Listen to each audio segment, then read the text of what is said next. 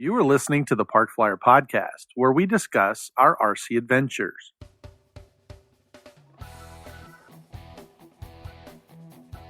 Welcome to the Park Flyer Podcast, where we discuss the ups and downs of the new RC Flyer.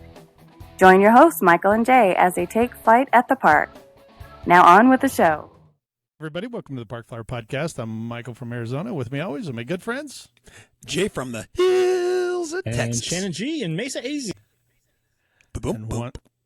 And once again, welcome to our podcast. We do appreciate your patronage. We appreciate you joining us today and for this episode. And if you would, stop by, give us a share, a like, a subscribe. We're continuing to grow. It's really nice to see more listeners and more subscribers. Giving us that thumbs up and subscribing helps the YouTube channels. What do you call them? The YouTubes or the Googles? They give us the proper exposure. So the algorithm things. And I'm still getting used to learning that. So it's something new for me. So we appreciate you helping us out though, and making it worth our while to do the podcast. So we appreciate it. We talked 2 podcasts ago, I think, about my Eratix and the fun, opportunity that I got with that. And I know that we had an episode where, basically I got the batteries and couldn't charge them, right? That was Jay. You have every type of connector there is to the world, but the one that you needed. Right. And so this is the batteries that came. These are the new Spectrum batteries. They've got these little IC20s on them. They are fairly small compared to, the other connectors that I have. And there's really no pair boards or anything that charges these. You have to go from an IC20 to the IC3 or, the XT30s or whatever these are, the XT30s, I think. Yeah. You have to do some sort of a conversion. And anyway, I didn't have it, so I was kind of frustrated because, I wanted to fly it and I couldn't. So I had to put my feelers out and finally found someone that had a connector. They had it wasn't like the connector. Like they're all over the place, right? No, there were a lot of people that were out of them.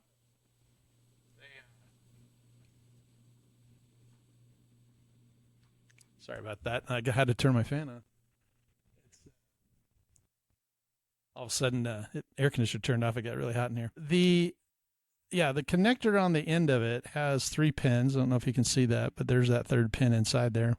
And they, they go together. The one in the battery has an empty pin in the middle. So they're a little on the proprietary side because there's an open hole here. If I didn't have a pin on an IC20 or if I found something that would fit this particular one, I could make it work.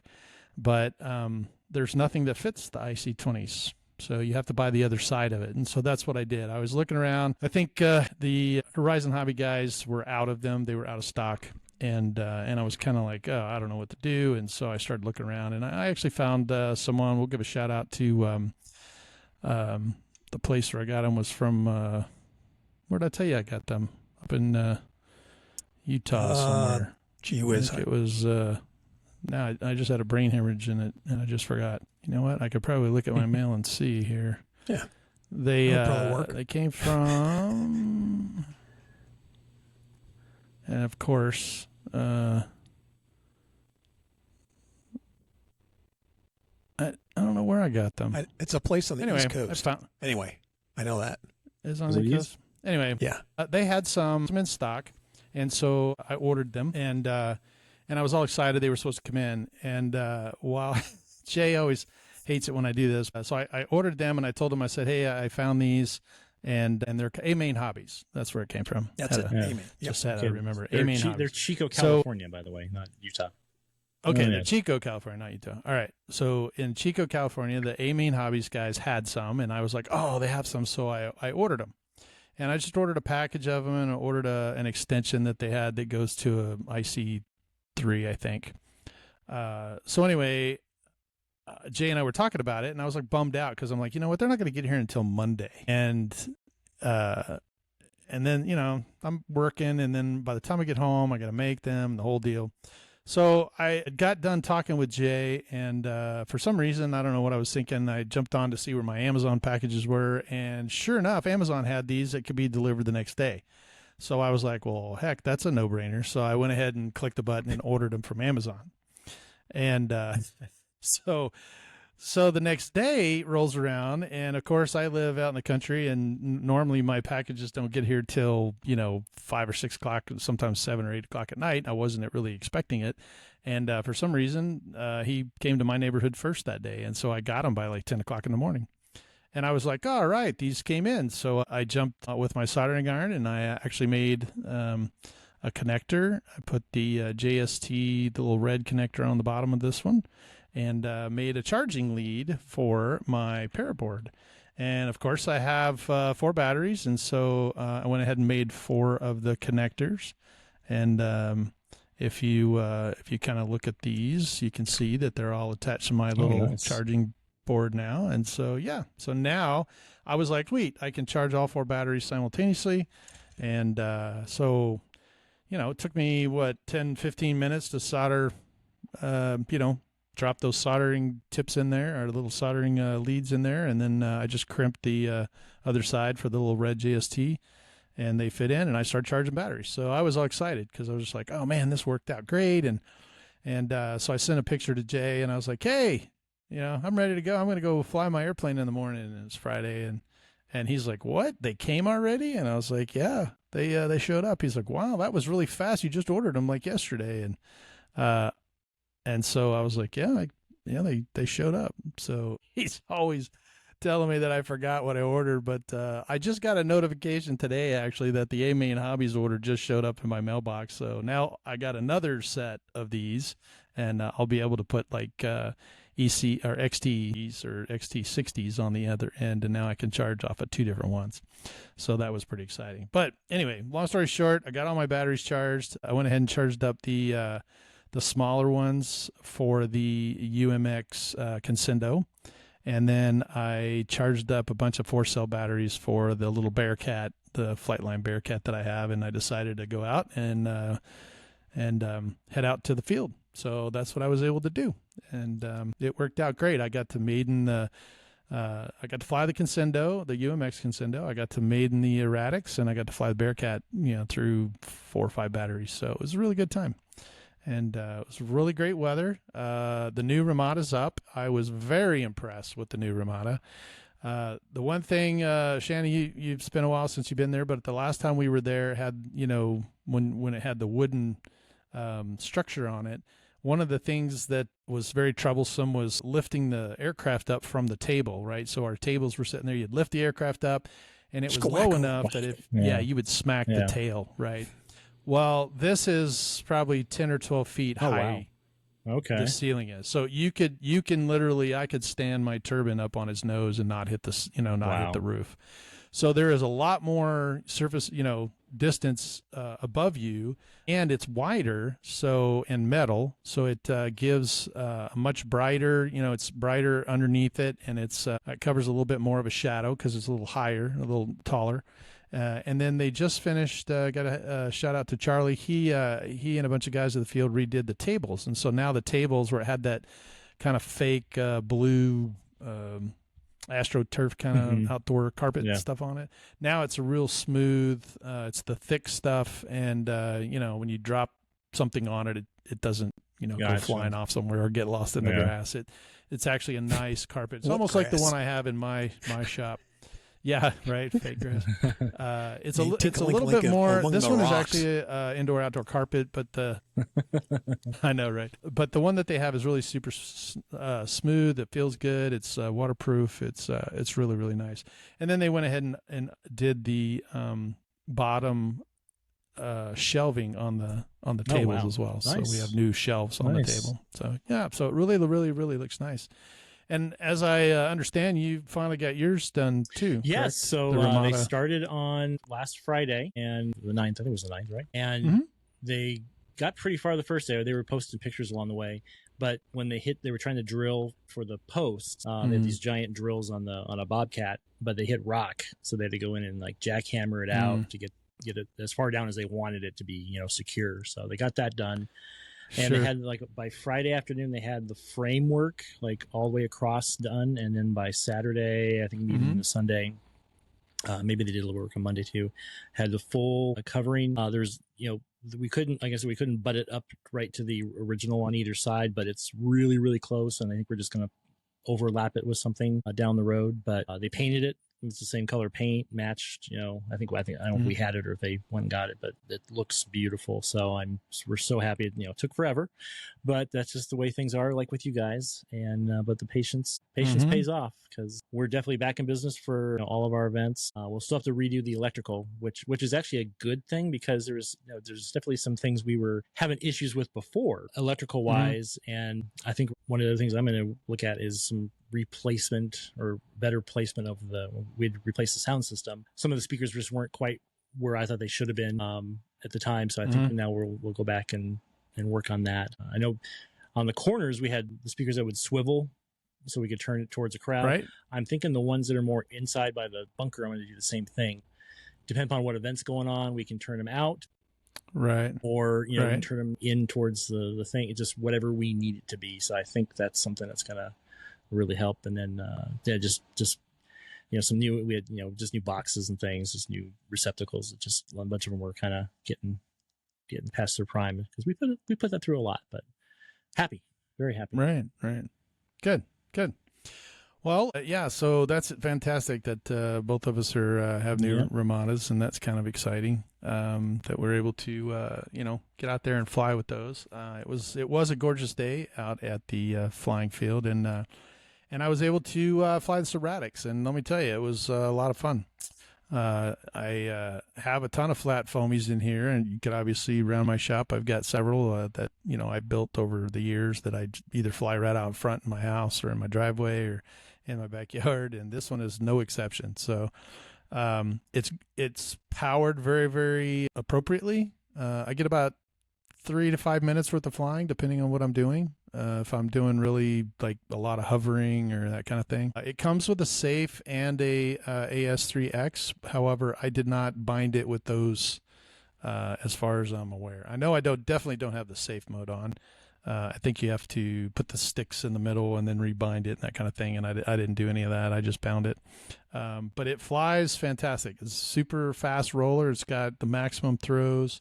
Flies like a flat foamy, but it's very easy to hover. It's very easy to roll. It's very easy to loop. It flies in a very, very small area. It knife edges really well. It's very, very tough.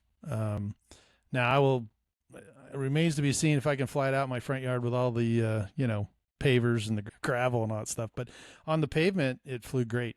And so I put a couple batteries through it, and the last battery I had it in my pocket, so I sat down in the chair to switch out the battery, and I was just sitting up there by myself, and a bunch of guys were standing around me, and I was like, hey, heads up. And so from the chair, just sitting in the chair, I just held the airplane above my head and let it go. And everybody was like, whoa, you can't launch from the pits, buddy, And I was like, well, I'm technically in the box, but I just launched from behind it instead of walking around in front. But and it was just me. So flies great in the wind. It does really, really well, high alphas and some rolling, high alpha rollers. It flies inverted real well. I was super impressed. It was super, super fun. Matter of fact, I wound up calling Scott afterwards and telling him, what a great time I had. He's like, yep, get low, get slow, get low. So he was encouraging me to crash it at will. So get out there and usually you don't get that just endorsement. Crash it. Just put it in the ground. But, just crash it. Just crash a couple times. Try it out. Right back. I didn't put it through any crash tests, but maybe one. Quick question, Mike, for you. Sure. So what would you think for our listeners? Do you recommend it for a guy who's just getting into 3D? Somebody who's been flying for a bit and they want to try a 3D airplane. Would you recommend this? Oh, okay. Because like I said, my biggest thing, even though you didn't set it up for the X3X, I could see that being a benefit for a guy, if they have it set up to their gear switch, which I think they're all hardwired that way. But, you're flying around, you kind of lose orientation on the plane. You just flick that gear switch and the plane will just right itself. I could just imagine that being fantastic. Yeah, so a couple of things. Number one, the airplane does fly slow enough that you don't have to get it farther than maybe 30 to 40 feet from you, right? I could literally, as a matter of fact, my driveway, my motor court out front is fairly large, but I will tell you that from my pilot box, and our runway is like 800 feet long by, I don't know, like 100 feet wide, maybe 50 feet wide. 75. I think can't remember. 75. 75, maybe 75 feet. I can fly literally the width of my pilot box and the width of the runway, and not really have to go any further past that. Now, if you want to fly it way out, it gets small really quickly. But I will tell you that it's not a super speed demon, right? It's not like you're flying something that's super uber fast. And because of that, you could fly it very close and you can fly it very slow. And it has such good power to thrust to weight ratio that even just half throttle, if you put the battery, kind of balance it with just slightly tail low, you can get it to fly around in a high alpha without any inputs. You could just move the rudder around and it'll go around. It reacts very quickly. So if if there was someone that was learning 3D and they had it in the safe mode where they could only, limit the amount of roll, but their pitch was better, you could increase the pitch. You can, basically get it about 8 feet above the ground. So I'm 6 foot. If I flew it about another, 6 feet above me, you could screw it up and recover fairly easy, right? If you could just get the airplane straight. As a matter of fact, I was doing rollers, not rolling circles. I just did some rollers down the runway really low, trying to just kind of do that. And then I pulled it up into a hover, and I went to do what they call a waterfall, which is where you pitch up and you pitch over the front of the airplane. And right as I got the airplane inverted, the battery quit. So I just went, and I was like, oh crap, But see, you don't have your telemetry set either. I do, and it did vibrate at me, but it just because I hammered the throttle kind of went into that mode and quit. It was telling me in my headset that I should have been landing, but I just thought, no, I'll just do one more. But I was able to, even with it just the height of maybe 6 feet above the ground, the battery quit. I was able to roll it upright, and then I just pitched it up and reduce the throttle, put the throttle back in to reset the ESC, and it just touched down. And the guy sitting next to me who was spotting me was like, wow, that was pretty impressive, And I was like, yeah, that was all luck, because it just happened at the right time. Had I been a little lower, I may have plopped it hard enough to spring the gear or break the gear, but it just had enough oomph to it that when I jammed the throttle in there, it just pitched up and set right down on the ground. So for me, I think being an instructor out of the field and kind of doing that, I would suggest that it's a very good airplane for someone that's getting into the 3D world. They can do it right in their front yard. They can take the gear off and just do it from a grass field, let it land in the grass. If you did smack it onto the ground or you did kind of get low and something, hurt something, just a little CA glue and you're back in business. So, but I really liked the way it flew. It was very stable. And like I said, I'm interested in putting the AS3X on it and see if that helps out or hurts or, I don't fly these other 3Ds with any of that in there. Well, so I'm just going to go off of the UMX Crescendo after flying that and, and just getting the plane zany. And then, it's going all out of control. I'm in this rolling death dive and I'm like, I don't know if I'm upright or right up the right side or down the wrong side. And I just flicked that switch and plane just levels out. Right. And I'm like, right. And like I was flying with Barcelou, and he was like, dude, how do you know which way the plane's facing or whatever? I go, I have no idea. He's just like, why are you looking at me? You should be looking at the plane. And I'm like, oh, well, it's flying upright. It's flying over there. And he's like, how did you do that? You weren't even looking at it. And I'm like, yeah, that's skill, baby. That's funny. I was just messing with him. Magic. Just flying.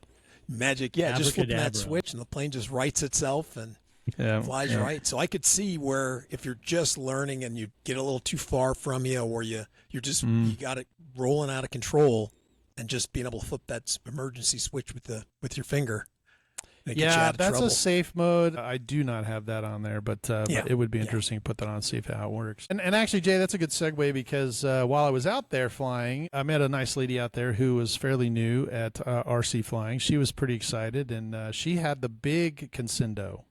So I was flying the little UMX one, and I saw her out there. She was flying this big one. And so her and her husband were out, and he's got bigger airplanes. I know he's got a turbine or two, and he's one of our club members. But she literally just soloed like last week, and she's pretty excited. And so she's got this airplane. And so I walked over, introduced myself, and I was just like, hey, I see you've got this Consindo, and are you flying it on a 3-cell or 4-cell? And she said, no, I fly it on a 3-cell. And I was like, oh, have you flown it on a 4-cell? And she's like, no. Well, I have, but, I don't really notice a difference. And I was like, huh. And so I kind of brought her up to speed that, we had a podcast and that we had done some testing on the Consindo when it first came out and, had done kind of review, and that the 3-cell we just felt was a little lethargic. And she goes, well, I have a 4-cell, but I can't get it to fit in there. And I was like, well, I think it'll take either, right? So we walked back to the table. She rummaged around in her bag. She found it. She said, oh, I have a 4-cell right here. And so she went to go stick it in, but she had the wires facing the wrong direction, I think, initially. And then finally she goes, oh, they must go this way. And they turned around. And as soon as she turned it around, it slipped right in. It dropped into place. And then she put the cover on. She's like, oh, wow, this fits perfect. And, of course, her husband's like, yeah, let's try the 4-cell. And the first thing I said was, hey, don't let me talk you into anything that you don't feel comfortable doing, right? I mean, I don't want to be responsible for wrecking your plane because Mike says, hey, go fly the 4-cell. She's like, no, it's okay. I guess I could try it. I said, I go, well, once again, I'm not trying to convince you to do something. I just was interested to see what your opinion was since you were flying it. And her husband's like, well, you always have throttle control. If it gets too fast, just pull the throttle out. And I was that's like, right. well, that's true too, right? And so he talked her into doing it. And quick note, she, I don't know, this kind of bugs me when people do this, but that airplane does have AS3X and safe mode in it. And when she put the battery together, she picked the airplane up. And now it won't. Yes. It won't. Engage. It wouldn't arm itself. It doesn't arm, and so she's standing there. She's like, I don't know what's wrong with it. It's unarmed. And so finally, I said, does it have a safe in it? Because if it does, you have to do that flat on the table. And then it was like the light bulb came on. She's like, oh, it does have safe in it. So we put it flat on the table, redid it. It bound real quick, armed itself, and so she walked out to the flight line, and I followed her because I was like, come out and watch. I was like, okay. So her and her husband are standing there. Her husband's going to launch for her, and he says, okay, I'm getting ready. And he's going to hand launch it just straight out over the runway. And, of course, she's used to flying the 3-cell. So he says, ready, set. And he says to her, you're not going to need full throttle. And all she heard was full throttle. So she just went full throttle, and that Consindo disappeared, like just gone. I mean, it was gone. And Spectacular. I felt terrible because, he launched it, she hammered it, and that thing just went zing. and she's like, see ya. Yeah, she goes, I don't have it. I don't see it. And her husband's like, I don't see it either. And the only person who saw it was me. And I go, okay, Nancy, I just need you to pull the throttle to idle. And she's like, okay. I said, all the way to idle. I said, now I need you to give it a left turn. She said, I am turning left. I said, nope, just keep putting the stick in there. Keep going to left turn. And her husband's like, I don't see it. I go, it's way out there, but it's coming back to us. So just keep doing what you're doing. And then I go, okay, now right where that's at, you need to level the wing. So just stop your turn, level the stick. And I said, now just let it come back to us. And they're looking. And finally the husband goes, I see it. And she's like, I don't see it. And he grabs her by the face and he spins her face around. He goes, it's right here. And he's trying to hold her face up, and she's like looking around. And I'm like, for the sun, my eyes. I know, right? And I started laughing. Poor Nancy. I felt so bad for her. And I was like, nope, just keep coming back. I said, you're doing fine. Don't put any power to it. And it was just gliding right on in. But I mean, it was up there. Because he launched it at about 45 degrees. And then finally she said, I see it. And I'm like, okay, there you go. So she put a little bit of throttle, brought it back to us. She did a couple of circuits around, and she's like, wow, that 4-cell got away from me. And I was like, well, at least everybody saw where it went. I would have been, good thing I was watching it, because had I not seen it, we would have been like, we don't know where it went. So anyway, her husband goes, hey, do you want to try it? And I was like, yeah, I'd love to if you want to let me. And he's like, yeah, sure. And so they handed me the controller. So first thing I did was try to make it turn, and it didn't turn. And I go, Nancy, do you have safe mode on this thing? And she's like, oh, I probably didn't turn it off. And I went click, and as soon as I did, I got full control. But that's why it wouldn't come back to her, because she was in this big turn, and it was only limiting itself. So it was going like way to the next town before it was going to turn around. Because usually when you launch it, you have to have it in the launch mode or the safe mode. And that's what it was. It was in the launch mode. But and it'll climb out a 45 or 35 degree angle, until you level it off and change the throttle setting, and then it just stays level.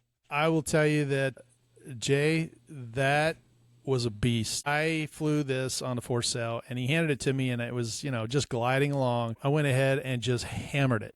And I mean, I brought it right to me. So I was right down the runway, and I hammered that thing, and it took off like a, homesick angel. I went vertical. I rolled it about 6 times going vertical. I pulled the power off, did a beautiful tail slide, did a roll coming down.